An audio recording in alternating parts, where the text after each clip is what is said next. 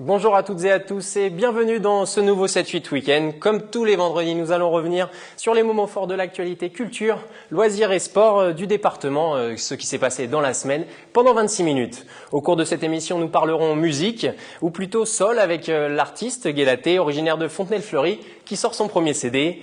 Mais tout d'abord, cette interview d'Aurélia Debussy va certainement rappeler quelques souvenirs à certains, j'en suis sûr. Axel Bauer se produisait ce jeudi sur la scène de la batterie à Guyancourt pour un concert exceptionnel. L'occasion de chanter quelques morceaux de son nouvel album, Peau de serpent. Jonathan Villeman pour les images. J'ai voulu mettre l'accent sur les textes. Je voulais que chaque texte soit vraiment le reflet de ce que je vis, de ce que je ressens, etc. Je voulais être au plus proche de ce que je chantais. Cet album a représenté à la fois une rupture et un changement avec ce que j'ai pu faire. En tout cas, je l'ai perçu comme ça. C'est toujours une continuité, mais il y a une vraie renaissance pour moi à travers cet album. Et donc j'ai pris la métaphore du serpent qui change de peau pour rentrer dans sa nouvelle peau, sa nouvelle vie, on va dire, symboliquement. Et puis aussi l'écaille de serpent est souvent récupéré par le monde du rock, soit sur un blouson. On se rappelle de Nicolas Cage dans Sailor and Lula qui dit c'est le symbole de mon identité, ou alors sur des chaussures et tout ça.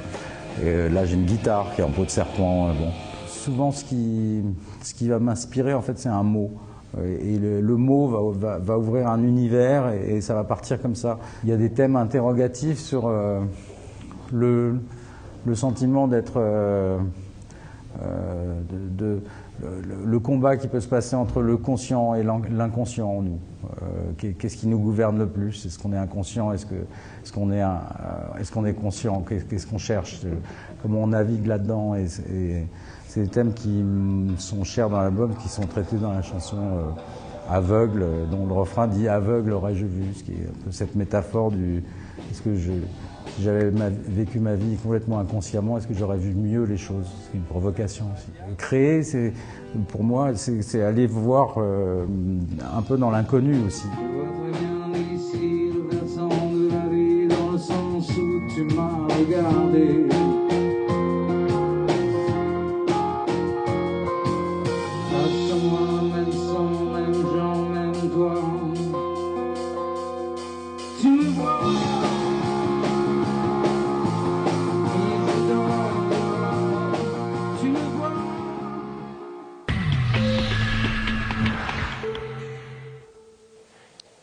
Et nous allons rester dans la musique avec Guélaté, le chanteur de sol originaire de Fontenay-le-Fleury qui m'a rejoint sur ce plateau. Bonjour à vous.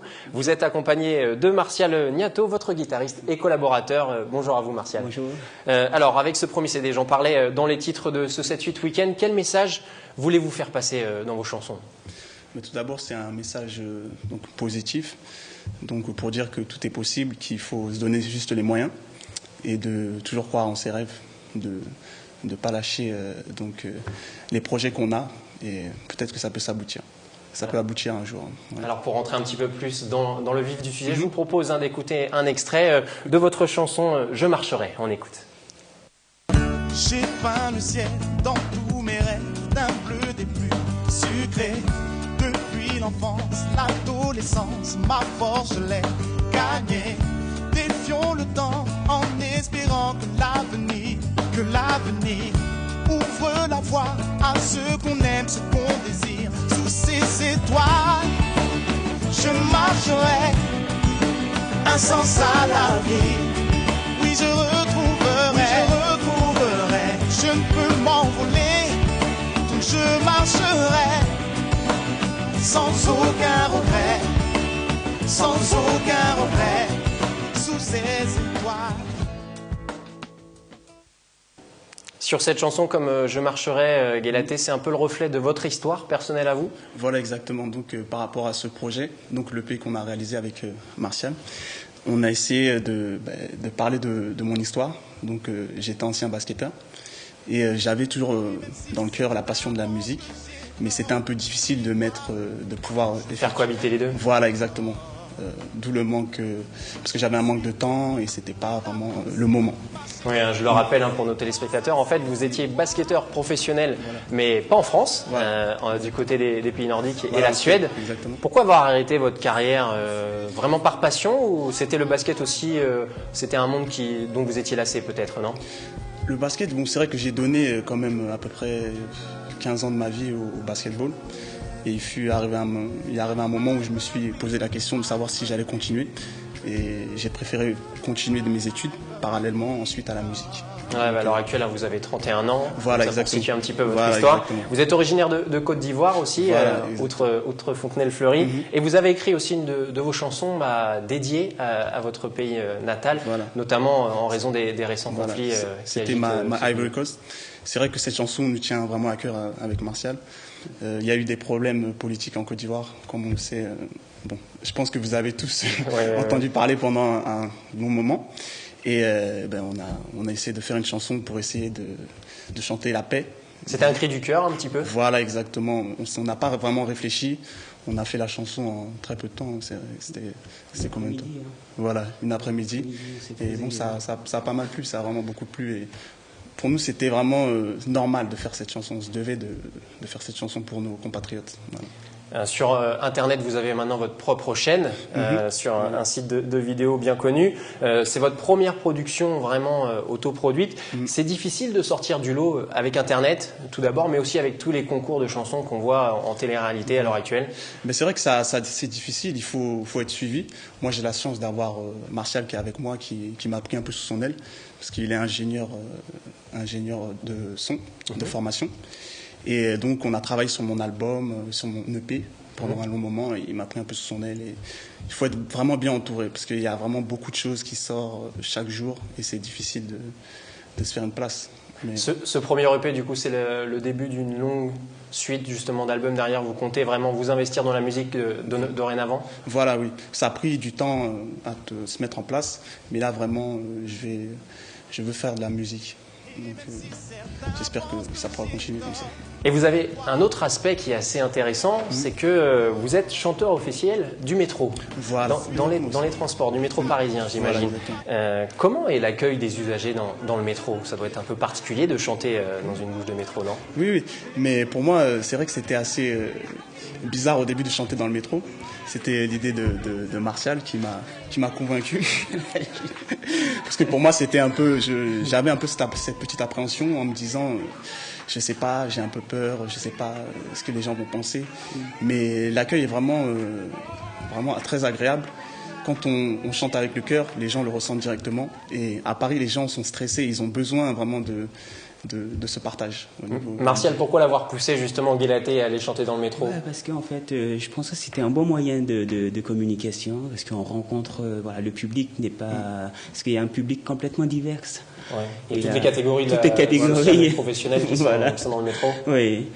Et là, c'était un bon moyen de faire la com sur son projet artistique. Et il y a eu des belles rencontres justement dans les transports parisiens, non? Il y a des gens, des personnes qui sont venues vous voir et voilà, vous nous ont dit, vous chantez bien. On a pu faire un concert à Villepinte grâce à ça. On a pu, mais vraiment, il y a beaucoup de rencontres, c'est vraiment incroyable. Je pensais pas que l'accueil allait être comme ça et qu'on allait pouvoir vraiment nouer de bons contacts. Et comment vous êtes devenu chanteur officiel du métro? On passe un casting, comment ça se passe? Voilà, là, on passe un casting pendant lequel on vous délivre un badge qui vous permet donc d'accéder et jouer librement dans le métro, mais un casting quand même qui reste très professionnel, avec un jury professionnel, très bel accueil, respect des musiciens. Et c'est le badge dont vous parlez, c'est valable ad vitam aeternam ou c'est renouvelable tous les ans, on se remet en question? C'est tous les 6 mois. Tous les 6 mois. Voilà. D'accord. C'est pour voir si vraiment on est motivé. Mais bon, après, c'est vrai que quand on est connu, après, c'est plus agréable. Il faut dire aussi que l'équipe de la RATP nous a un peu pris aussi sur les ailes, qui nous ont aussi permis de faire des scènes à l'extérieur, qui démarchent aussi pour nous, pour des scènes. C'est un petit tremplin en fin de compte pour pouvoir chanter dans les transports. Très bien, alors juste avant de nous quitter, hein, je résiste pas au plaisir, hein, je vois que Martial est venu accompagné de sa guitare. On va faire un petit morceau peut-être, vous nous faites un petit morceau de Je marcherai. Je marcherai, oui. Allez, c'est parti.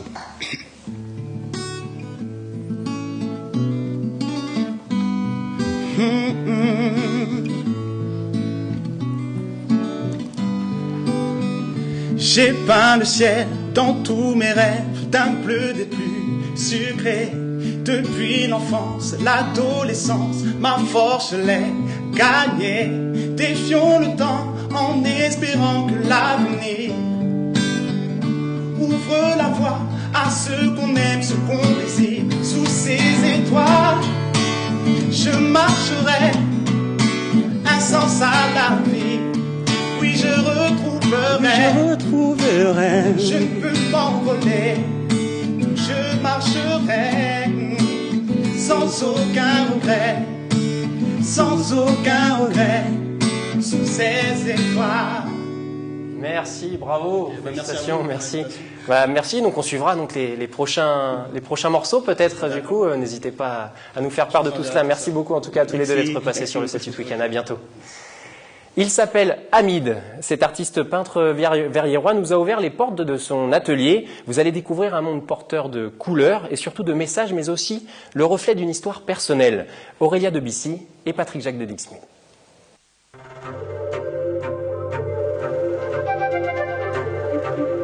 Quand j'étais enfant, je pensais qu'à ça.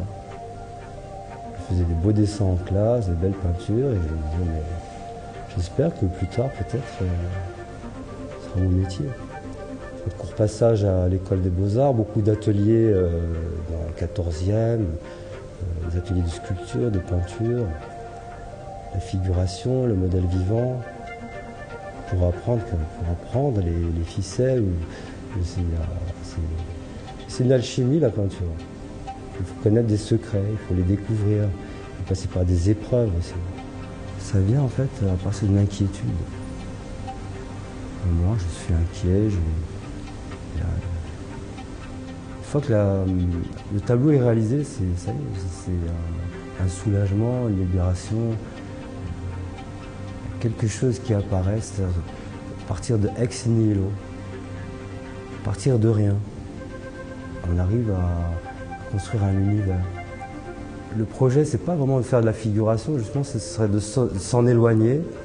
Et en fait, la figuration, elle apparaît d'elle-même.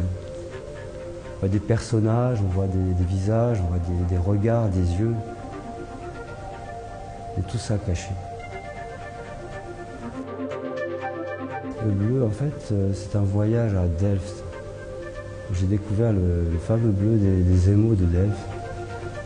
On va parler des bleus aussi du Portugal, etc.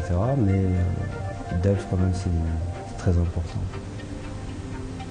Il y a une profondeur dans ce bleu, il y a un rafraîchissement, une quiétude, une profondeur, une invitation à prier. Enfin, avec aucun pinceau, sinon pour quelques finitions, mais toujours avec les doigts. Parfois avec les 4 doigts ou les 5 doigts de la main. Voilà.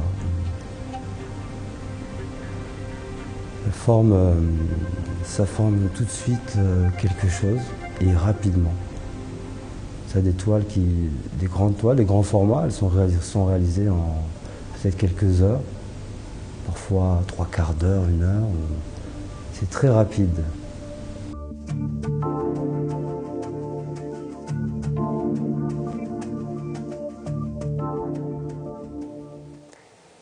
Il aime la magie des reflets. Le peintre Vincent expose ses toiles à Versailles jusqu'au 17 novembre. Depuis 50 ans, il joue avec les nuances de couleurs et l'eau des paysages de France. Une belle découverte de Catherine Zulato et Patrick Jacques de Dixmude.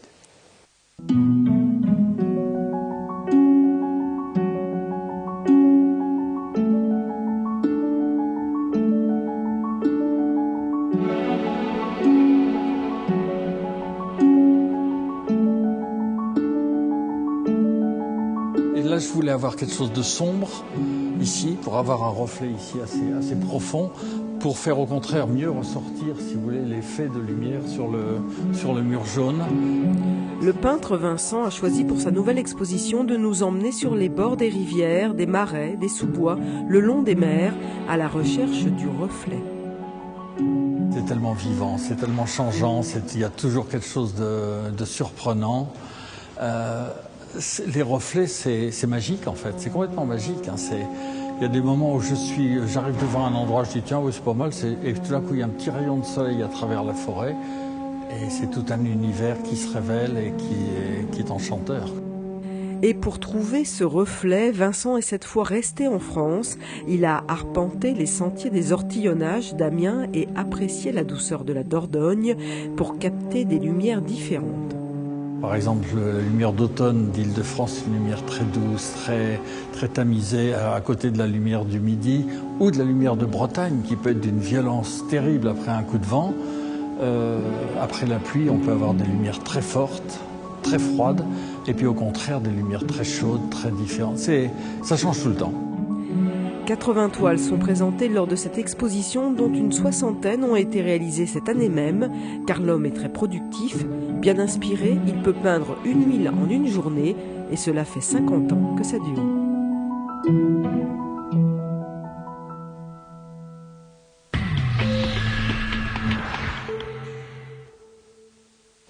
Vous le savez peut-être, le mois de novembre est la période propice aux plantations d'arbres. À Manille-les-Hameaux, l'association Sky en Transition a organisé cette semaine une opération de plantation coopérative. L'objectif, reboiser la ville et alimenter des récoltes futures pour les associations. Ce week-end, la mairie de Manille-les-Hameaux, en partenariat avec l'association Saint-Quentin en Transition, organisait une plantation d'arbres fruitiers sous forme de chantier participatif. Une quinzaine de bénévoles étaient présentes pour aider à mettre en terre des pommiers, des cerisiers, des pruniers et des poiriers. Le but, former les participants à planter des arbres et organiser plus tard des récoltes au profit d'associations. L'objectif, c'est d'essayer de refaire de l'alimentation locale et gratuite.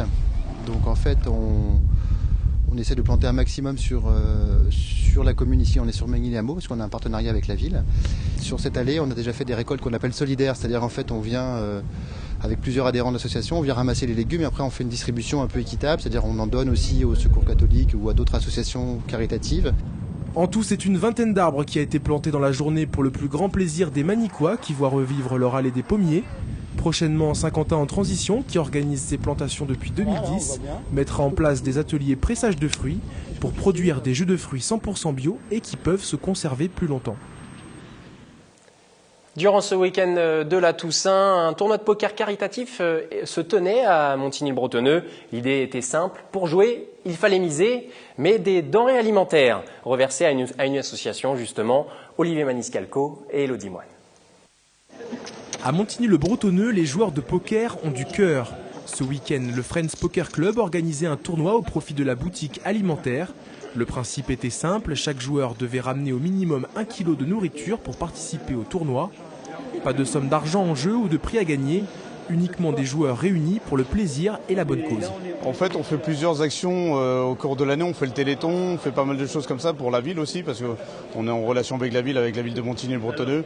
On essaye de faire des choses bien ensemble. Et du coup, on s'est dit pourquoi ne pas faire un gros tournoi, réunir beaucoup de joueurs et du coup faire une bonne action en même temps. Donc c'était pour ça que la banque élémentaire sur Montigny, on a fait un espèce de partenariat et voilà, c'était plutôt sympathique, quoi. Au total, plus de 300 joueurs se sont réunis au gymnase Pierre de Coubertin pour ce tournoi. Plus de 600 kilos de denrées alimentaires ont été récoltés. Devant le succès de l'opération, les organisateurs n'excluent pas de pérenniser l'événement et d'en faire un rendez-vous annuel.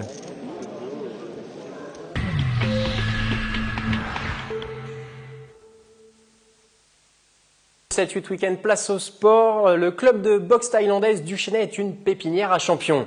Créé en 2009, le Team Shahid a connu une ascension fulgurante et compte désormais dans ses rangs plusieurs champions de France qui bénéficient du premier centre de perfectionnement espoir du pays. Nous avons rencontré cette génération dorée avec Elodie Moine.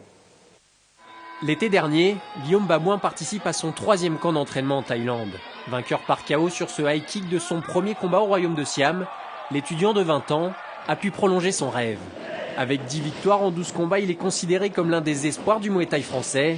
Double champion de France junior amateur dans 2 catégories différentes, cette ancienne ceinture noire de karaté monte cette saison chez les amateurs élites. Mais ce n'est en rien comparable avec son expérience thaïlandaise. Ici, tu as ton travail. Je dis toujours, tu as ton travail, tu te lèves le matin, tu viens le soir, tu t'entraînes. Là-bas, c'est entre guillemets ton travail, tu fais que ça de la vie. Tu te lèves, tu vas boxer, tu reviens, tu manges, tu dors, tu fais la sieste, tu retournes à la boxe. De l'autre côté du ring, Alexandre Gonsard n'a connu la défaite qu'à une seule reprise en l'espace de 4 saisons.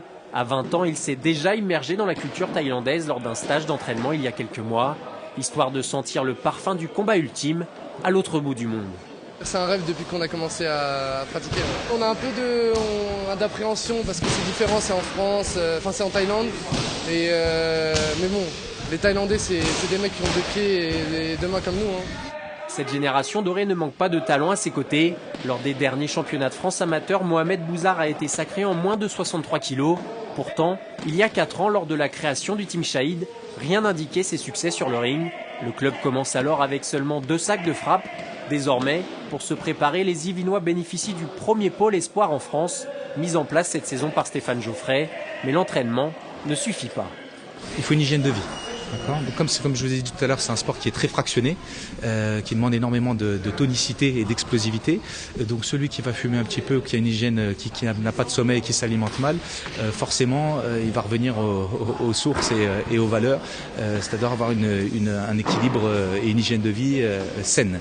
Leur prochain combat majeur, la Coupe de France en décembre, l'occasion de concrétiser l'expérience thaïlandaise. Pour la première fois depuis 1996, les moins de 18 ans de plaisir participent au championnat de France de handball. Cette compétition se déroule en 2 phases. Un mini-championnat à 6 jusqu'en décembre et la phase finale à partir de janvier. Et c'est plutôt bien parti pour les Plaisirois qui sont 2e de leur poule. Rencontre avec une équipe où cohésion et rigueur sont les maîtres mots. C'est peut-être de là qu'ils tirent leur succès. Pas un mot plus haut que l'autre à l'entraînement. Les regards sont tous concentrés sur le même objectif. Car pour la première fois depuis 1996, les jeunes de plaisir évoluent au niveau national après 3 années passées ensemble. Et pour cette nouvelle aventure, le groupe n'a quasiment pas changé. Finalement, après 2 journées, le seul renfort important est sur le banc. L'entraîneur Alexandre Taillefer a débarqué d'Ivry et a pris les commandes du train plaisirois. Surtout que Séverine, l'ancien entraîneur, avait ce groupe depuis 2 ans. 2 ans est là, le début. Et donc avait vraiment bien construit l'état de groupe, vraiment, et la relation de confiance entre les joueurs et d'abnégation. Et donc ça, voilà, ça c'était du tout cuit pour moi et c'était une très bonne chose. Parce que bien souvent, c'est peut-être ce qu'il y a de plus dur à mettre en place. Depuis la première journée de championnat, les Plaisirois n'ont plus connu la défaite et démontrent match après match du caractère comme face au leader, Boulogne-Billancourt. On perd de 8 buts à la mi-temps, on encaisse le premier but, il y a 9 buts. Et malgré tout, voilà, ils continuent à m'écouter, moi j'y crois toujours. Et on revient, on mène +1 à 30 secondes de la fin. Et finalement on est 1 de moins, donc on encaisse les derniers buts et on fait match nul. Donc c'est une grosse perf. Chez le premier en plus, c'était à l'extérieur. Donc ça prouve que c'est une équipe qui abandonne pas, qui joue jusqu'au bout et qui se bagarre, et comme moi. Faut pas se sentir irrésistible non plus. Faut pas rester dans l'euphorie du jeu, parce que sinon on risque de les jouer, et c'est là le problème. C'est pour ça qu'il faut continuer et toujours à l'entraînement rester bien joué, la rigueur. À la place d'une saison découverte, l'exercice pourrait se transformer en une aventure inoubliable. Mais pour atteindre la première division du championnat de France en janvier prochain et faire partie des 50 meilleures équipes du pays, Plaisir va devoir terminer parmi les 3 premiers de sa poule. Après la phase aller, une 2e place provisoire, le succès semble plaisirois. Et pour terminer cette édition, évidemment, place à votre agenda du week-end. Tout d'abord du sport. Si vous voulez admirer les meilleurs pilotes mondiaux de Mini Z, ces petits bolides à l'échelle 1/28e, vous pourrez vous rendre tout le week-end au centre sportif Robert Wagner de Vélizy pour la finale de la Coupe du Monde de la discipline. Se succéderont au poste de pilotage pas moins de 130 pilotes issus de 13 nationalités différentes. Rendez-vous samedi pour les qualifications et dimanche pour les finales. Dans les autres rendez-vous de votre week-end, il y a de la musique, un concert. Ce sont les solistes de Villedieu qui joueront Voyage au bout de la nuit à 18h ce samedi à l'auditorium de l'école de musique de Trappes.